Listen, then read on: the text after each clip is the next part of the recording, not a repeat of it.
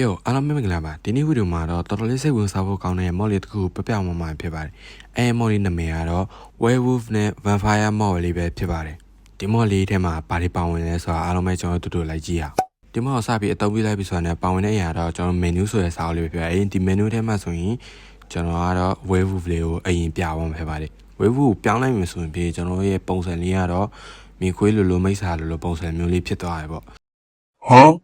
werewolf မှာသူရဲ့ skill ability ပွင့်မှုအတွက်ကျွန်တော်ဒီမှာ werewolf EHP လေးကိုကျွန်တော်တို့တော့ fan ရမှာဖြစ်ပါတယ်ဗီဒီယိုရှိမှာမလို့ကျွန်တော် speed လေးနဲ့ပဲ fan ပြလိုက်ပါမယ်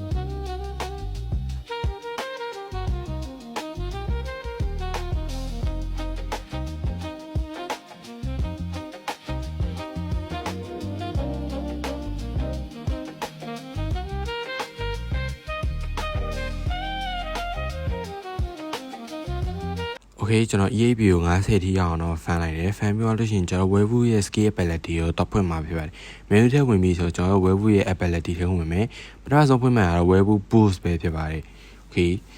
ကျွန်တော် werewolf boost လေးကိုစအသုံးပြုလိုက်ပြီးဆိုတာနဲ့ဒလမွန်ဆေးပလင်းပြည့်တဲ့ပုံစံမျိုးပေါ်တဲ့အပြင်မှာကျွန်တော်အချိန်ရတော့60စက္ကန့်ပဲရမှာပဲဖြစ်ပါတယ်အဲ60စက္ကန့်တွင်မှာကျွန်တော်ရဲ့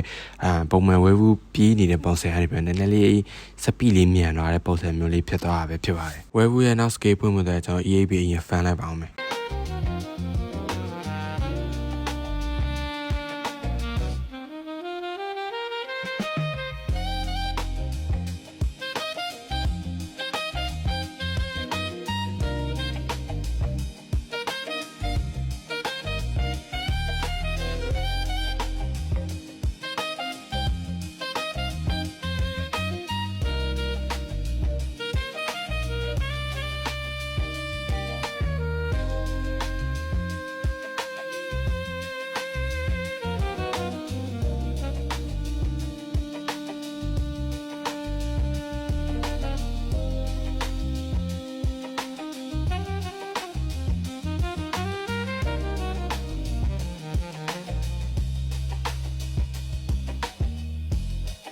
ဒီဝတ်တကောင်တက်ပြီးပြေးပြီး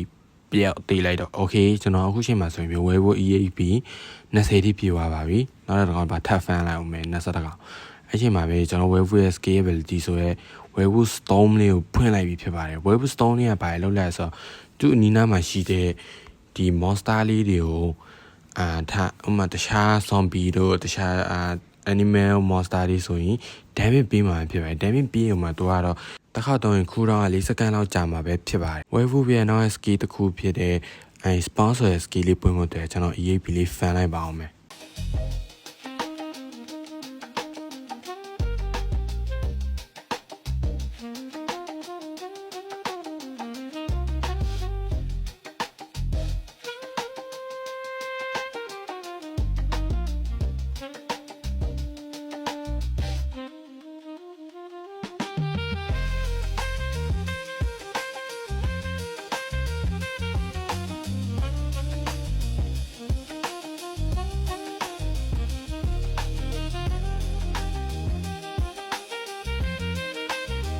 okay ဒီဆက်လန်တက်ပြီး AB 42ခုလို့ဖြစ်တော့ okay ခုချိန်မှာဆိုရင်ကျွန်တော် EHB က42ခုလောက်ရှိသွားပြီဖြစ်ပါတယ် wave ရဲ့နောက်ဆုံး scale ဖြစ်တဲ့ wave spawn ဆိုတဲ့ scale လေးကိုဖွင့်လိုက်ပြီးမှဒီ scale ရဲ့လောလောပုံကတော့ကျွန်တော် wave ရဲ့သူ့ရဲ့နောက်လိုက်လေးကိုအများကြီး spawn သွားမှာပဲဖြစ်ပါတယ် spawn တဲ့ပြင်မှာကျွန်တော်တို့ဒီ monster တကောင်ချရချင်းဒီ wave အသေးလေးတွေဒီအဲ့ monster လေးကို attack လုပ်မှာပဲဖြစ်ပါတယ် okay နောက်ဆုံး Vampire မပြောင်းခင်မှာကျွန်တော်လူသားရင်ပြောင်းအောင်မှာပဲဖြစ်ပါတယ်လူသားပြောင်းပြီးသွားပြီဆိုတာနဲ့ကျွန်တော် Vampire ကိုစပြီးပြောင်းလိုက်ပါမယ် okay ကျွန်တော် Vampire စပြီးပြောင်းလိုက်ပြီဆိုတာနဲ့ Vampire ပုံစံမျိုးတော့ဒီလိုပုံစံလေးပဲဖြစ်ပါတယ်ကြည့်လိုက်တော့လင်းနိုးလိုပါပဲလင်းနိုးပုံစံဟိုမှာမကောင်းဆိုးဝါးပုံစံလေးပေါက်ရဖြစ် Vampire မှာလည်းသူရဲ့ scale ability ကတော့၄ခုရှိတယ် wave ထဲတော့တခုပိုရတယ်ဆိုရင်တော့နဲ့ EAP ကနည်းနည်းတော့များတယ်အဲ့ဒီပြီးတော့ကျွန်တော်အရင်စာဖန်လိုက်ပါအောင်မယ်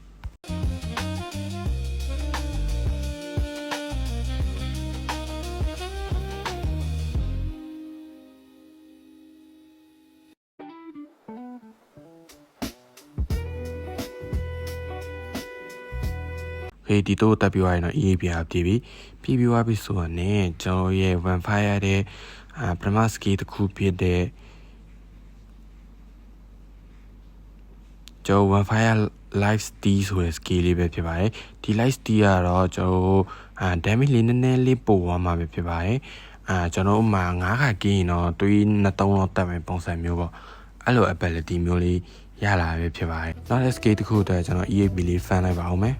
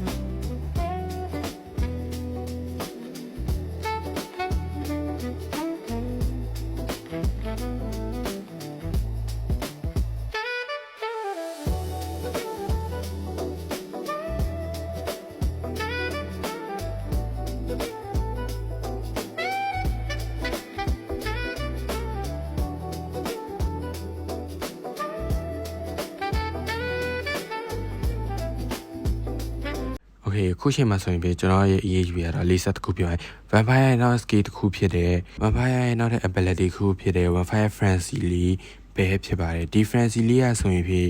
ကျွန်တော်တို့ Vampire အသေးလေးကို spawn နဲ့အပြင်အမောင်ချဟွာ60စက္ကန့်လောက်တည်ပဲခံတာမလို့60စက္ကန့်ပြီးသွားရင်နေခင်းဘက်ကိုပြန်ဖြစ်တော့မှာပဲဖြစ်ပါတယ်နောက်တဲ့ skill တစ်ခုအတွက်ကျွန်တော် EHB လေးဖန်လိုက်ပါအောင်မယ်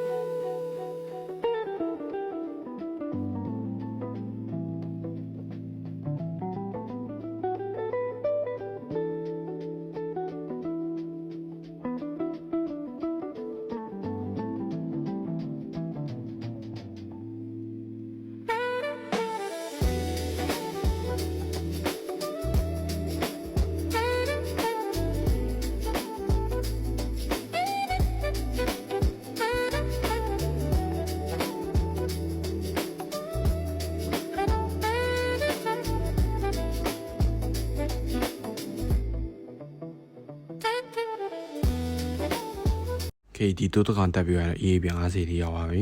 Okay ကျွန်တော်လောဆယ်တော့ EAB 50ထိရောက်ပါပြီ Vampire နောက်တဲ့ skill တစ်ခုဖြစ်တဲ့ skill ရဲ့နာမည်ကတော့ကျွန်တော် Vampire Vision ဆိုတဲ့ skill လေးဖြစ်ပါတယ်ဒီ skill ကတော့ Vampire ကိုပြောက်သွားပြီဖြစ်ပါတယ်ဒီလိုမျိုးလေးပေါ့ကိုပြောက်သွားရဲ့အချိန်ကြာချိန်ကတော့ကျွန်တော်60စက္ကန့်လောက်ပဲကြာမှာပဲဖြစ်ပါတယ်ဒီလိုမျိုးပေါ့ဘာမှမမြင်ရတော့ဒီကိုပြောက်သွားတဲ့အနေအထားမျိုးပေါ့နောက်ဆုံး skill တစ်ခုဖြစ်တဲ့ Vampire Valley ကိုကျွန်တော် EAB ဖန်လိုက်မှာပဲဖြစ်ပါတယ်တောင်းမဲ့ EAB ကတော့50 EAB ပေါ့တော်တော်လေးတော့ကြာပြတ်တဲ့ဗီဒီယိုအမြင်လေးနဲ့ပဲဖန်လိုက်ပါမယ်